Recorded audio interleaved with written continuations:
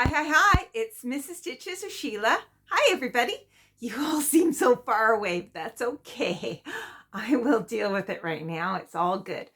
Today's date is, I believe, October 9th, 2025. You know, it's always a good test to actually try and think, especially when you're retired, try and actually think of the date.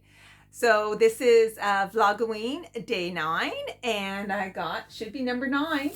Whoops, come back here. There you go. Day number 9. So let's see what it is. Let's start off with that. I will tell you about yesterday. It was quite a fantastic, scary, interesting day. And I don't know if I might go borrow husband's phone and show you what we did. Oh, wow. Oh, I have never seen this before.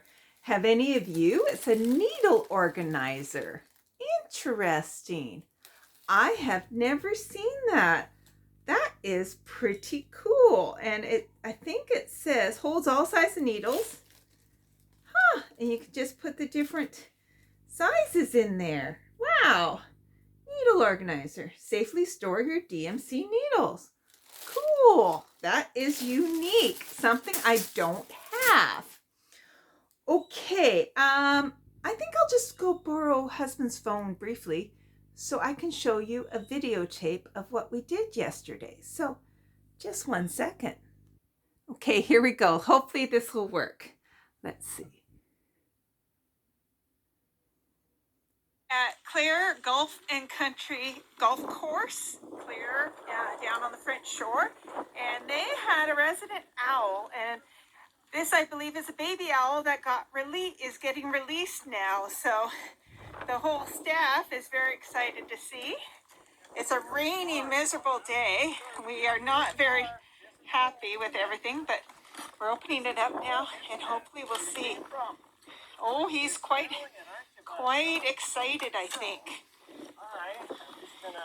He might disappear really fast. I'm videoing right now. You can take pictures. Okay, let's just.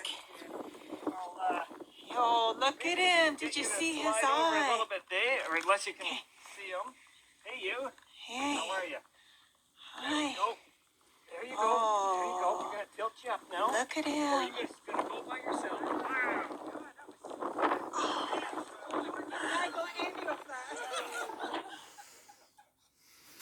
There you go. Sorry if it was a little out of focus, but you get the idea. Just a second, I gotta return his phone. So before I get started on showing you the cross stitching, I'll just describe a bit of what happened. We left around 12:30 and we had to go pick up one bird down on the French shore. And we knew that rain was coming and it was just sort of spitting. We picked up the bird and we got going, and the rain here sometimes is torrential. And so it was like a downpour to the point where you have your windshield wipers full blown and you still can't see the cars in front of you. You can barely see the road. Lots of hydroplaning. It was really, really kind of scary. I took stitching with me, but I didn't get a lot done because there were times I'm just sitting there. I was sitting on my hands so I didn't grab things, and just practice meditation and calm breathing. We got to the drop-off. We actually drove through the storm. So when we got to a place called Kingston, we were meeting at a market there called Avery's, and there were 3 vehicles all meeting together. We were passing our bird that we had collected to another driver, and then a different driver had brought the owl from Seaforth. So it was a great horned owl, if you couldn't tell from the pictures there. And so they put that in our car. And so then we were take it back almost exactly where we were from, just on the other side of the highway, a golf course. And so we had to drive back into the storm. So we went from not bad weather back into horrible weather for another hour of driving. And now there's pools in the highway. So it was difficult driving, but we made it safely, and we got down to the golf course, and they were all so excited, and we just, and the person who actually reported I think it was a baby owl initially. It's been at Hope, and it built up strength, and it's gotten bigger. So that was like in the spring, and now it was being released back where it was from. It was beautiful. It was really a beautiful bird, and just a wonderful experience. They were so invested. The man who actually found it was the president of the golf course, and so we talked to him for a long time. He graciously bought us dinner at the golf course, so that was wonderful. So we just had a really positive experience after a horrible drive. It wasn't too bad driving home. It was getting a little dusky. We got home at about 8 p.m. So it was a bit of a day. Today's a day off, and tomorrow we're out traveling again. So I'm gonna just grab my stuff here. But a good day. So before I left, I worked on my just cross stitch. Oh, just a second. I got stuff. This one right here. I was working on that right before I left. I didn't get much done, but I got a little bit done. So I'm not finishing it quite yet, but there you go. I got a little bit done. So I will carry on with that later today.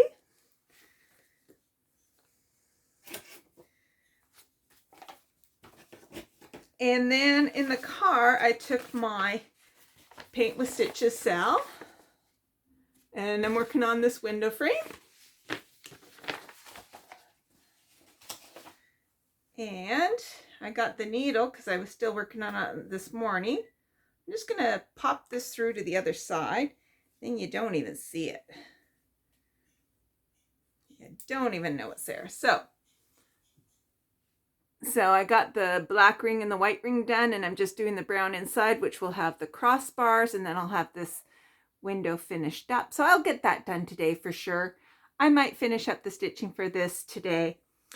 And then I'm gonna go get, this is a very disorganized video, but I am gonna no, I'm not. Okay, so I'm gonna tell you, and tomorrow I'm gonna show you.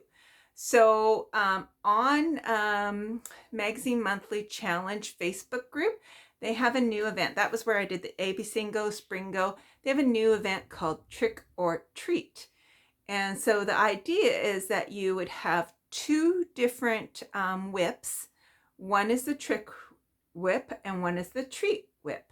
Trick whip is one that you don't gravitate, one that you don't work on very often. You just, for some reason, it doesn't really, it's one you have to force yourself to go to. The treat one is one that you always gravitate to, that you really like and that you really want to work on. So I've been thinking, because I actually have multiple trick ones and I have multiple treat ones. So tomorrow I'm going to show you, because one of my viewers, Rosa, hi Rosa, actually asked that very question. Is there a whip that you gravitate and a whip that you don't gravitate to? And so I will be showing those tomorrow. It actually starts on the 11th. You can sign up anytime. It's free, blah, blah, blah. But they're going to draw the first number on the 10th. What they're doing is it's going for 7 days, I believe. They're 5 or 7 days, or 6 days, I don't know. They're rolling the dice, and if it becomes, I think, an odd number, then it's your trick. If it's even number, it's treat. You work 100 stitches or 1 hour. So a simple game, and you don't have to play, but it's kind of fun. So I am going to show you my whips that I'm going to do in that tomorrow. Now, for today, I am going to tell you one of the stories that a viewer asked, and I had the notes downstairs as to which viewer asked this. So, I think I'm going to go bop down and get it so I don't misspeak. So just one moment, please. Well, I'm glad I checked, because I thought it was one person. So I have 3 questions that have been asked, and they're all kind of a full story that it's all about my journey in getting out here, my journey getting into cross stitch, and my journey in meeting my husband. And so they're all really actually connected, oddly enough. So I'm going to start off first with how I met my husband. And that was asked by Stitching Jerry. Hi, Jerry. She's a longtime viewer and longtime commenter. So I used to run a lot. I used to run in lots of marathons. In late 2014, I was kind of doing multiple marathons. I was a marathon maniac. And so I think I had just gone down to Seattle and ran multiple marathons, like 4 marathons in 4 days. I don't think I actually did 4 marathons. I think I only did 2 in 4 days because I had a slight injury. Before that I had gone to New York City and ran the New York City Marathon. And so I was very active in the marathon community. I had done a lot of travel, and me and my friend had started in, I think, 2009, 2008, maybe 2006, because we had at least 8 years. We went to 10 years on it. We started our own marathon in Nanaimo at a place called Westwood Lake. And the lake itself was 6K around. And so the idea was a marathon is 42 kilometers. And so we had an out and back to the 5K mark 3 times, which made 30 kilometers. And then you did 2 full laps. You did a full lap at the beginning and a full lap at the end. And that made it 42, something like that. So we had been doing it many years. She mostly organized it, and then I actually ran in it. And that was probably one of the first years where I was like, I don't know if I want to go. I'm burnt out from travel. I was struggling with a little bit of an injury, and it was always on the winter solstice. So it was on December 21st-ish, and the weather was often crappy. And I think I'd already said to her I wasn't going to go. And then at the last minute, something made me change my mind, and I just decided to go. Now, I knew, because I was fatigued, because I was road weary, because of everything, I was going to do an early start. I was going to be slow. I'd be walking some, it was a given. I always usually walk a lot on marathons. It's just my routine.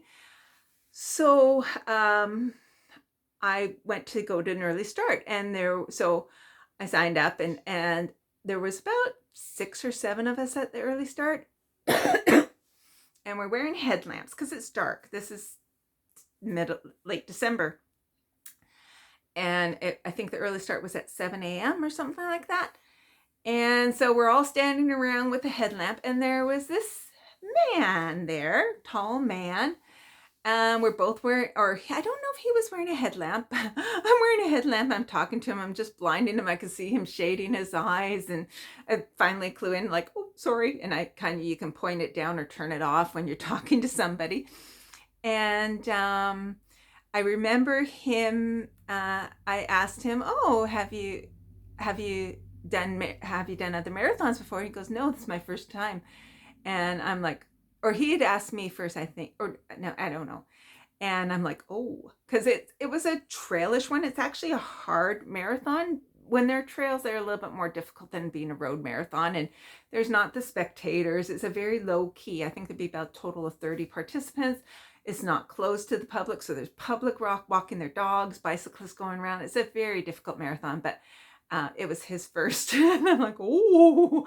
And then he asked me, and I've done about 30 or 40 marathons, like just kind of like little Miss Smug. And I'm just kind of like trying to like belittle it, but he thought I was bragging. Anyways, we just briefly had an exchange, and and then we ran our marathon, and it turned out he tried to wait for me at the end. So he specifically, so this is my husband, John. He had specifically come from Alberta to run this BC marathon. So that was actually quite a bit of travel. and he had brought Olive with him. I think she was waiting in the car. She may have walked one lap with him. Um, and he, I think he brought the birds out with him too. They were at the hotel. So he was worried. He's always worried when he travels with the animals, because especially the birds, because they can make noise in the hotel room, and that was not good. But it was a big adventure for him. And here, this is just something like a one-off for me. Like, oh, am I going to go or not going to go? I got to go. It's just like another training run or whatever.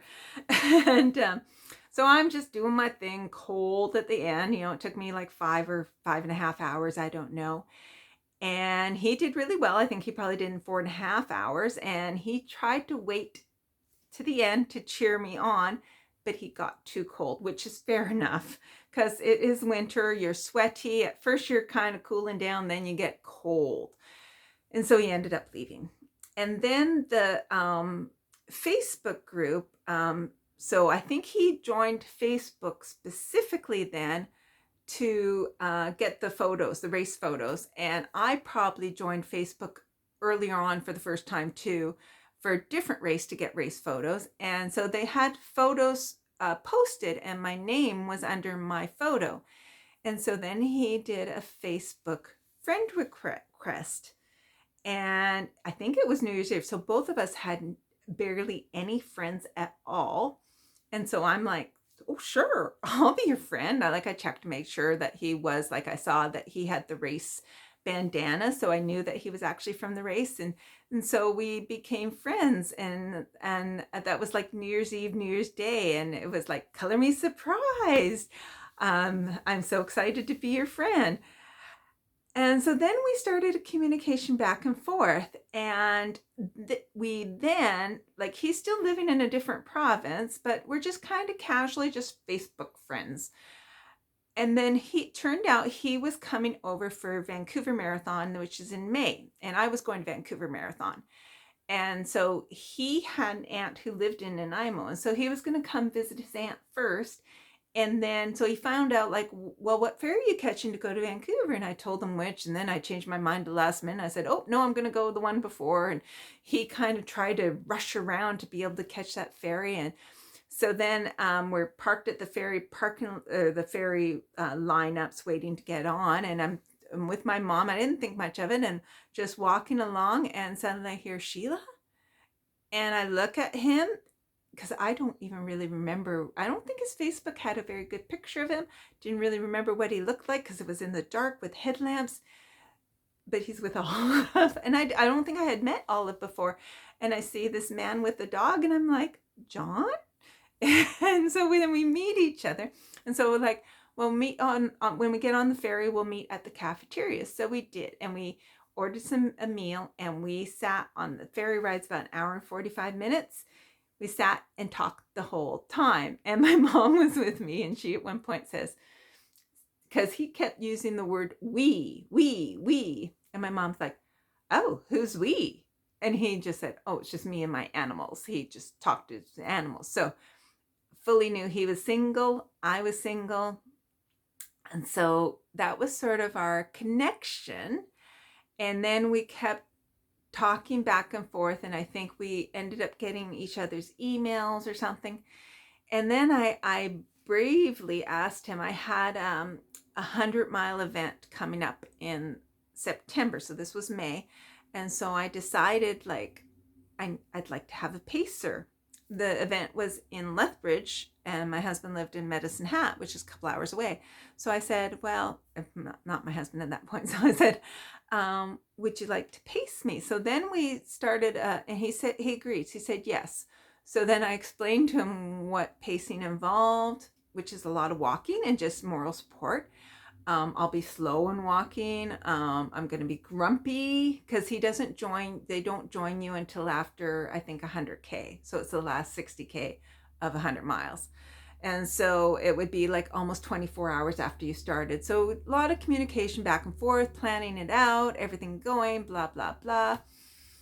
And I didn't know, if he's going to, it was he showed up, because we started Friday morning. He showed up actually Saturday morning.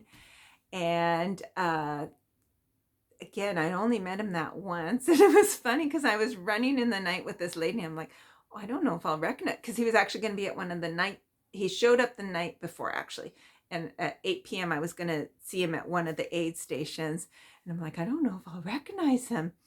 And I did. I recognized him right away, went up, gave him a big hug. Barely know this man.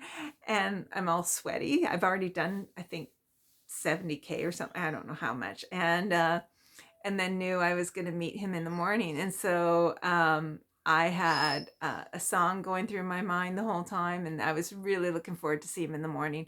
He joined me in the morning and we ended up walking. I think I ended up getting to 130K. So I guess we did 30K together, but it was slow. I wasn't going to make the cutoffs. But at one point, I think so there ends up being cutoff times that if you don't get to a certain place by a certain time, you're done. And so I was at one checkpoint and they said, you're not going to make the next cutoff. And I said, I know, but I wanted to go anyways and just punish my body some more. So it was 10K and I only had like an hour, which running is fine. But at this point I'm walking and there's just no way. I think it took me almost 3 hours to get there, but whatever. I was slow. And at one point I knew there was a shortcut I could have taken and it wouldn't matter because I was going to be out of it at the end. And it's really a DNF. It's not, they don't care how far you got, but I didn't do the shortcut. I flipped a coin and I don't know what it landed on, but I said, I'm going to do the full loop because it was like a little hard loop you had to do and come back. And meanwhile, there's a road that crossed. But anyways, so wrapped it up. I think we finished around 3 or 4. And then he asked me, at one point he said, so what do you do after this? Which normally I would just go crash. I've been up for over 40 hours or 30 hours and doing a lot of mileage on my feet and body. But he asked me out for dinner, took me out for dinner. And the funny thing is when you're doing this, you see all the food. And so I ordered all of this food in my eyes, but then I'm really tired and I actually can't eat. So I felt awful because I ordered stuff, but then I could barely eat it. So like we had like appetizers and then a big steak and anyways. And then he dropped me back off at whatever time, and they had a awards ceremony breakfast the next day. So I'd bought him a breakfast ticket, and so we were going to the awards ceremony. And so I waited to meet him in the lobby the next morning, and we chatted a bit after he dropped me off, and I think he said something to the tune of that he felt bad, he wished he'd kiss me goodnight. And so I'm like, oh, well, that would have been nice, but that's okay. And then the next morning, I waited for him in the lobby, and he came up, and first thing he did was kiss me. So that was nice. And so we chatted, and it was really the start of our relationship. We were still long distance because he's in one province and I'm in another province, but he made a trip out to see me, and then we started traveling back and forth, and it was the start of something very special. And that was in September, and he proposed to me in November. And so we got engaged then, and I wanted to have a year-long engagement, so we got married in October the following year. So just about, it was, it's fairly fast, but we're older. So that was, our early 50s. Actually, no, that was probably our almost mid 50s. But neither one of us have ever been married before, and neither one of us have any kids other than pets. And so it was kind of like, you get to a point where you just know, and it's just time to share your life with somebody else. And so that's what we did. So that is the story of how John and I met, and a little bit more beyond. So there you go. That's the story for today. And wow, I'm really late now. This has been a long one. So I shall let you go. Sorry for making a vlog so long, but hopefully If you didn't enjoy hearing that, you're already gone. But anyways, I shall chat with you tomorrow. Happy stitching, and we'll see you tomorrow. Bye.